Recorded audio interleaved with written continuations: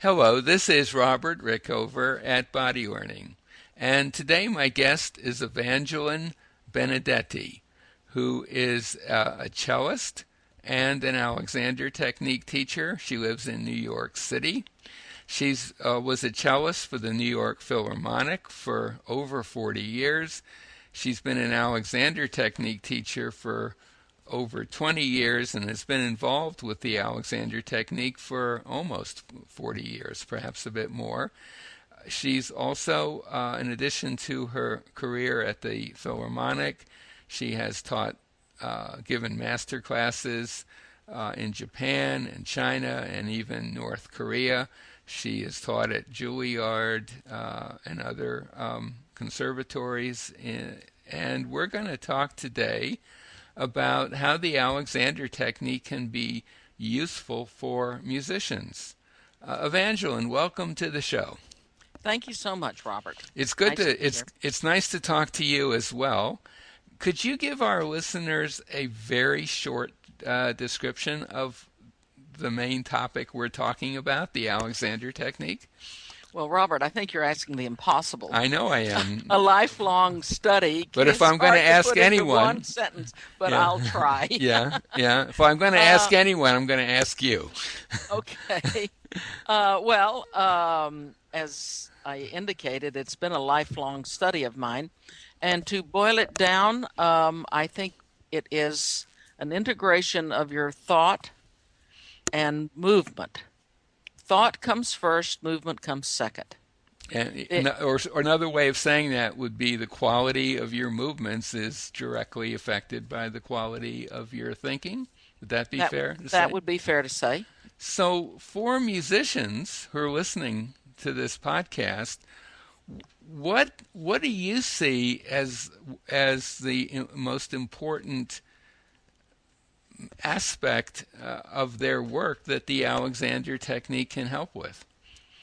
Well, there are two areas that are vital for musicians when it comes to working with the Alexander Technique. As I said in my little description or whatever of the Alexander Technique, mind and then body. So we have to learn to think well, think our musical thoughts clearly, have them be buoyant and upfront and prominent in our minds so that we can use our bodies to realize what we're thinking. So that would be the major learning aspect was for me that applied to my artistic life. If I could think it right, I could play it right. Okay. So then I would say that the second most important thing is that one has to sit well or stand well, whatever your initial approach to playing your instrument is, and it should be really your first technique and should be practiced like you practice your scales. It should be refined as you refine your intonation, and the quality of the way you sit will determine the way you move or stand, of course, if you're an instrumentalist who stands. And it will have a pretty direct impact on the quality of your playing, right? No question. That's Yeah. why it's a technique and why it should be a technique for playing, not a part. I think too often people study the Alexander Technique because whatever drives them there, aches and pains, or just wanting more ease in their body, or wanting to be more expressive in their playing, or however they know to go to the technique. But then they study that as the Alexander Technique as an isolated technique, and don't fully incorporate it into their playing technique. So if the musician starts with the concept that my first technique is actually how I sit, it puts it in a prime importance to the player, rather than maybe something that you apply to what you already know. That an outward imposition on your technique that you're already working with, or maybe not even, or simply, well, this is how I sit. But sitting is dynamic, standing is dynamic, and it's needs to be a big part of what you're doing when you play, not something added or something sort of thought about or what have you. My sense is that the way most musicians are trained, and correct me if I'm wrong about this, does not include a lot of attention to those two aspects, sitting and standing. Would you agree with that? I think that that's mostly the case, but fortunately, people are thinking about it more, and I know my granddaughter is starting cello Hmm. and is studying with a Suzuki teacher who is a very good cellist herself, and she sees to it that she is sitting well in her terminology in her way at every time. And there in that method, which I do like, with some limitations, I will say, Hmm. but mostly the way it's taught today. The children sit, and then when they finish playing something, they stand and bow. So there's a lot of sitting and standing that comes within the Suzuki method. But that's another subject. But she is being taught to sit well. Hmm. But for we musicians who um, haven't had this training, and actually, when my granddaughter's a bit older, I hope to indoctrinate her a little more in the ideas of the technique. Hmm. We need a way to learn it. And I have found that the easiest way to learn how to sit well is by squatting. Oh, okay. So, Okay. Could you say a little more about that? sure. It seems okay. When we're standing, we're fully upright, and our joints are. If we're standing well, we're very well balanced. The pelvis is nicely over the legs, and the feet are grounded, and we are able to have an upright stance, starting from the floor, going up through the head, Hmm. keeping in mind the what we call in Alexander technique the primary control, which is a relationship of your head balance on top of your spine. Right. So it seems that people, although once you start to play an instrument, you can very easily upset that balance, but most of the time we're a little better off standing, it seems, than sitting, especially when we have to sit a long time. So I found that going from sitting to standing is just a matter of folding at the essential joints to get us from upright to into the chair. Hmm. Those essential joints are the balance of the head and how it moves off of the spine as you sit, then the hip joints, the knees, and the ankle joints. I Hmm. think most Hmm. people would recognize that right away. Right. So it occurred to me one day when I was trying to help a young boy sit a la Alexander, I could not get him to move in his hip joints at all. He was about 10 years old, healthy, perfect specimen of a 10-year-old boy. Hmm. Delightful to watch play and whatever. But when it came to this, he just would freeze up. So I decided spontaneously to ask him. I said, "Can you squat?" And he said, "Of course." And he did this perfect squat. So then I had the insight to say, "Okay, now we're going to straddle the corner of this chair and simply squat," which he did. Hmm. And of course, he went into the chair as we would Alexander teachers um, go through the sort of the perfect monkey lowered into a chair or something of that sort. Hmm. Or for those of you who don't know that terminology, it's again what I'm talking about. You're going to lead with your head, bend to your hip joints, your knees and ankles, and go into a balanced position that is halfway to sitting, I would say, something like that. Hmm. So um, So can this I can this I young just man, yeah yes, can I just interrupt for a second?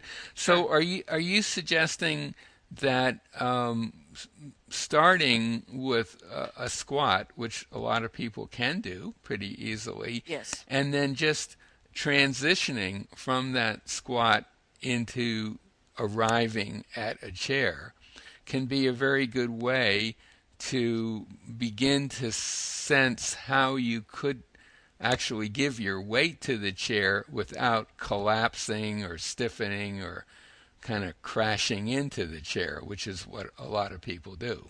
Yes. And So, okay. yes. I'm sorry I got a bit distracted with some phone calls that came in just now. So, you listeners, please forgive my train of thought. Yes, I would agree with you. So, therefore, one can easily learn to transfer your normal squat into sitting.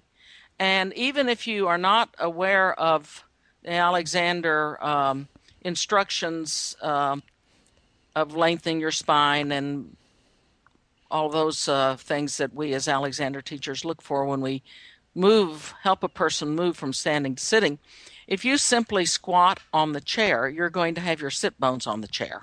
Right, and your sits bones are little projections downward below your pelvis that are. Well, they're the bottom of the pelvis. They're the bottom of the pelvis, and but they're below your hip joint. They're definitely below your hip joint, and they can kind of function as rockers. They have that. It's almost as though they were put there by someone who said, well, at some point these humans are going to spend a lot of time sitting on chairs, so we need to give them a nice support possibility. So, I mean, I think what you're... Well, it's a support possibility with a lot of variation of movement. It allows learning for to movement. What is the optimal place on your rocker, so to speak, to allow your spine to lengthen.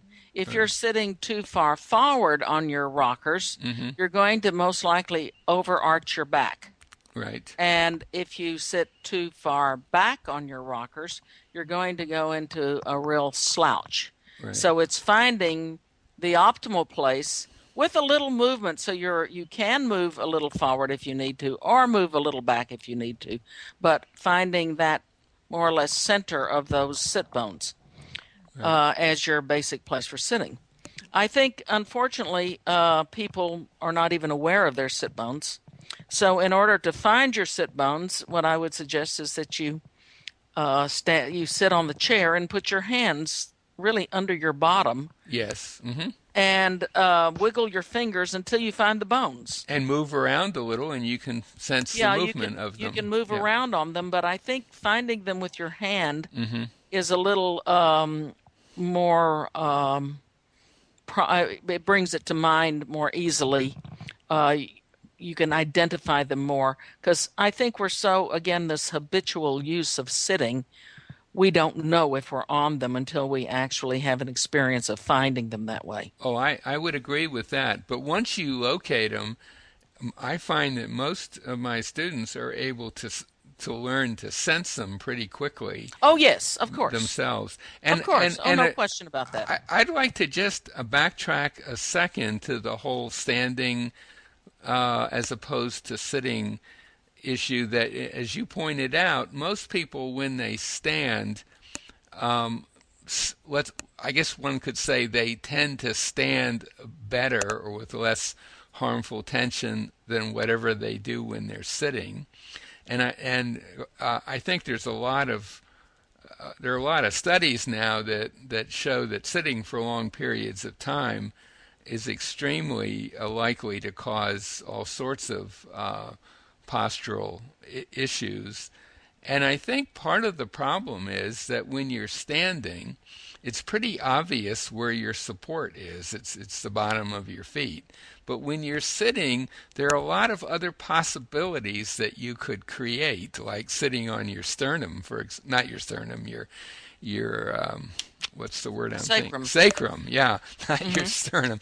Sitting on your sacrum, and a lot of people do that without realizing it, and that puts a tremendous amount of harmful pressure on your body. And of course, for musicians who are in an orchestra playing 2-3 hours a day, and then there's practice sessions and so on, that's a lot of sitting. And if you're doing it poorly, that's a lot of pressure you're putting on your body, and you can get all kinds of aches and pains from that. Absolutely. So, absolutely.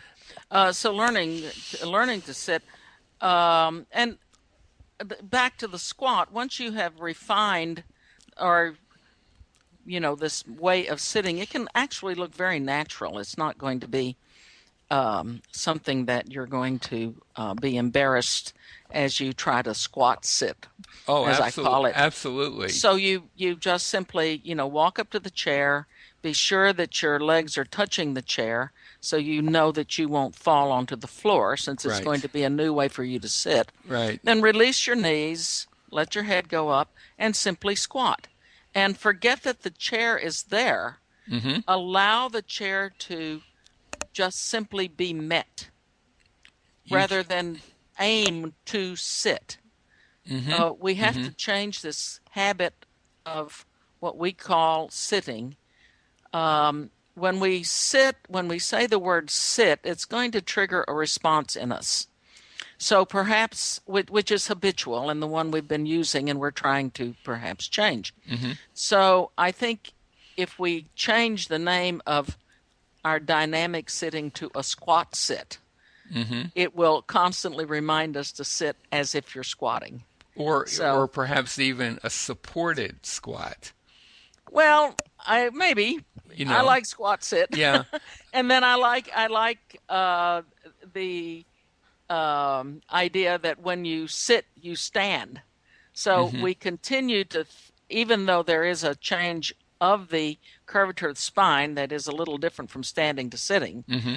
if we continue to think of our spines as if we're standing, Mm-hmm. we don't allow ourselves to slump so much or slouch or let gravity take us down Mm-hmm. in a negative way. Mm-hmm. So, also, when you were mentioning support, yes, we get the support of, we feel that the support of our feet when we're standing, and we should feel the support of our sit bones with sitting, but we can't leave the legs out of the equation for sitting. Mm-hmm. We still have our feet on the floor, Mm-hmm. which is still our contact, our first contact to the main supporting element in the world, which is the floor or the ground. Right. So we need Absolutely. to try to find a way to keep our feet, or find a way that our feet can be in contact as much of the sole of the foot as possible when you're sitting, Mm-hmm. and use that as a sort of tripod between 2 feet and sit bones. Now, of course, there are two sit bones, so we have to think of those as being one, as the third leg of the tripod. Right. But you Right. have your sit bones as one leg of the tripod, and each leg is the other two. Mm-hmm. It will help you find a better balance, I think, if you might think of it that way. And the description that you gave earlier of kind of morphing from a squat to arriving at the chair, and I think you, what did you call it, a seated squat or No, I call it a squat sit. a squat sit? And I use it in that order, Mm-hmm. again, to change our thinking. Right, because If as we you, keep saying sit squat, we're mm, going to sit as habitually directed by ourselves. If exactly, we say squat sit, we're going to squat first yes. and allow the sit to rise out of the squat. And if anything about that description seems a little puzzling to a listener, I think it would be worth saying that that's something an Alexander technique teacher could show someone pretty quickly and easily. Yeah. With a little bit of guidance, I think pretty much anyone can learn that basic process. Well, Uh, I don't like to not give Alexander teachers work no, because we all need it. And we love teaching it. And you can refine your squat definitely by working with an Alexander teacher, no question about that. But I think you, the musician, should not be at all intimidated by simply squatting. Whatever hmm squat you happen to do, hmm even if it's something that an Alexander technique teacher would not necessarily think is the wisest squat, hmm hmm that squat sit will do you more good than your normal way of sitting. absolutely. I So, absolutely think that any musician who sits a lot could benefit from And that process you just described. the other thing I would suggest is that when you're home practicing, especially if you're a person who sits when they practice, about every 15 or 20 minutes, stand up and squat, Mm-hmm. a full squat, Right. and then take yourself back to the chair and do the squat sit. Yep. I would That agree will, with that. because that will sort of lubricate your joints. It'll get them all moving in their fullest extent, and it will renew your sitting in the chair. Often, as I said, when we sit for a long time, we go into a kind of a slump, and it's hard to stay seated and get out of the slump. But it's when you have the opportunity, as in a practice session, it's quite beneficial to squat Mm-hmm. and then squat sit immediately. Absolutely. I even have had my students play a scale. I make it even a rather short scale. So, I mean, a scale of, say, 2 octaves for the cello. Usually they're four. Mm-hmm. They can be 4 octaves, but any one to your choosing. But then, so I'll have the player squat, Mm-hmm. stand up, move back, and holding the instrument so you don't have to keep taking it back and forth. One can easily find a way to squat and hold the cello upright, Right. or whatever. I think bass might be quite difficult to hold upright and do this, but I Right. think the other instruments we could find a way. Okay, tuba's also very heavy, so Right. all Right. right.